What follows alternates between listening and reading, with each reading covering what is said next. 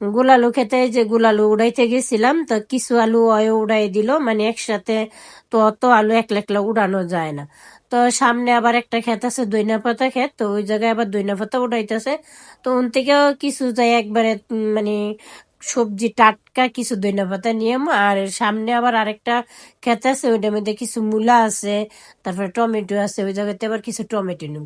তো এই যে দইনা পাতা এই জায়গাতে কিছু দইনা পাতা নিম একবারে তাজা তাজা। আর এইগুলো হয়েছে যে দেখা যাচ্ছে ক্ষেতের দইনা পাতা এত গ্রান।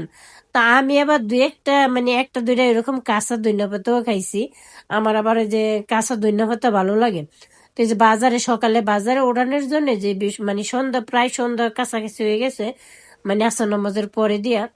তো এই যে দইনা পাতা সকালবেলা বাজারে নেওয়ার জন্য রেডি করতেছে। তা আমি দুই একটা দইনা পাতা খাইতেছি, দেখতেছি যে আমার সাথে সাথে যে আমার চাস্তো বাইরেও কাঁচা দইনা পাতা খাওয়া শুরু করে দিছে। তা আমি আমার পছন্দ মতো কতগুলা নিয়ে নিলাম দইনা পাতা, মানে আবার বাজারে যাইবো, তো এইখান থেকে যতক্ষণ বাজারে যাইবো তেন থেকে রাইখা দিই। তো এই জন্য আইলাম, তো দেখতেছি যে কাকিরা দইনা পাতা উড়াইতেছে। তা আমিও যাই কিছু দইনা পাতা উঠাইলাম, যে ওন থেকে নিমুক আমি কিছুটা মানে উড়াই নি। কয় তাইলে নিয়ে যাও, এই যে আমি আবার এই জায়গা থেকে কিছু দইনা পাতা উঠাইলাম। এত গ্রান, মানে দইনা পাতা ক্ষেতের মানে সাইডে দিয়ে গেলি অনেক মানে গ্রানাই। আর এমনি তো মানে ধনিয়া পাতা গুলা একবারে তাজা, তো মানে অনেকই। আর এতে ছাড়া গ্রামে যদি শীতের মধ্যে না যাওয়া হয়, তাহলে এই যে এরকম সরষা ক্ষেত, তার শাকসবজির ক্ষেত, এগুলো সত্যি অনেক মিস হয়। তো আমি আজকে তো এই নতুন আরেকটা আইটেমের খাবার খেলাম। তো আজকে যেমন ছোট বের বউ ও ফুলকপি দিয়ে আলু দিয়ে টমেটো দিয়ে এই যে ডিম রান্না করবো। সত্যি কথা আমি এর আগে কোনো দিন খাই নাই, আর এইভাবে যে রান্না করে খায় তাও আমি এরকম ভাবে জানতাম না।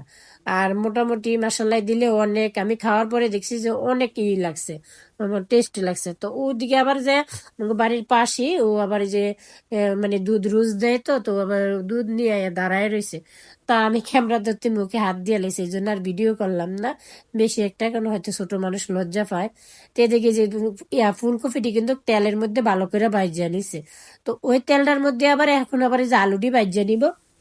এগুলা ভাজিয়ে নিলে মানে সবজির যে একটা কাঁচা গ্রান আছে ওই জিনিসটা আর থাকে না।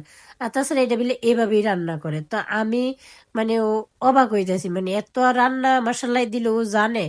এর আগে তো আমি এভাবে আর কোনোদিন রান্না করতে দিইনি, এটা আমি প্রত্যেকটা ভিডিওতেও বলি।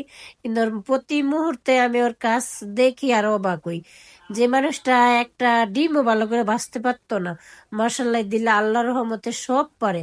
আলহামদুলিল্লাহ, একদম এমনকি 20-30 জনের খাবার অনায়াসে মানে আয়োজন করতে পারে। আর গ্রামের আয়োজন কিন্তু অন্যরকম। শহরে আমরা পারি না হয়তো কিনে নিয়েই, বা বেশিরভাগ জিনিসই হাতের কাছে গুছানোই কিনতে পাওয়া যায়। কিন্তু গ্রামে কিন্তু এরকম না, একবারে মশলা বাটা শুদ্ধে বাজার করা যা আছে মশলা দিলে সবও করতে পারে। আর সবকিছু অনেক সুন্দর করে গুছিয়ে করে। তো এই যে হলুদ মরিচ ধনিয়া গুঁড়ো এগুলা দিয়ে মশলা কষাইয়া এর মধ্যে যে ফুলকপি আর আলু যে ভাজিয়া রাখছিল ওইটা দিয়ে এখন ভালো করে কষাই নিল। তো কষাই এর মাঝে আবার এই যে ডিমগুলো দিয়ে দিল, ডিমের সাথেও কিছুক্ষণ কষাই নিব। এর মধ্যে যদি ভালো করে কষানো হয় তাহলে কিন্তু ওই মানে তরকারিটা বা ওই সবজিটা খাইতে কিন্তু অনেক মানে ভালো লাগে। আর এর মাঝে কিন্তু অনেকগুলো সবজিও আমার জন্য রান্না করছে, প্রতিদিন 2-1 আইটেম ও রান্না করে। সত্যি কথা প্রত্যেকটা রান্না মনে হইতেছে যে আমার মা যেরকম রান্না করে প্রায় সেম। মানে ও যেটুকু জিজ্ঞাসা করি মানে এত কাজ কোথায় থেকে শিখছো, যে যে মায়ের আনতো ওই দিক থেকে খেয়াল করতাম। আবার এখন তো আবার যেটা না পারি একটু ইউটিউবে দেখি। মানে মতো ঝোল দিয়ে দিছে, যেহেতু আগের থেকে ভালোভাবে কষায় নিছে, এখন একটু প্রায় দেখা যায় যে 5-6 মিনিট জাল দিলে হয়ে যাইব। তো এই যে এই চুলায় আরেকটা রান্না বসাবো, তাই ওই যে ওই চুলায় দিল আর কি। তো এখন এই যে ধনিয়া পাতা দিয়ে দিতেছে, ধনিয়া পাতা দিয়ে 2-3 মিনিট জাল দিয়ে নামাই নিব।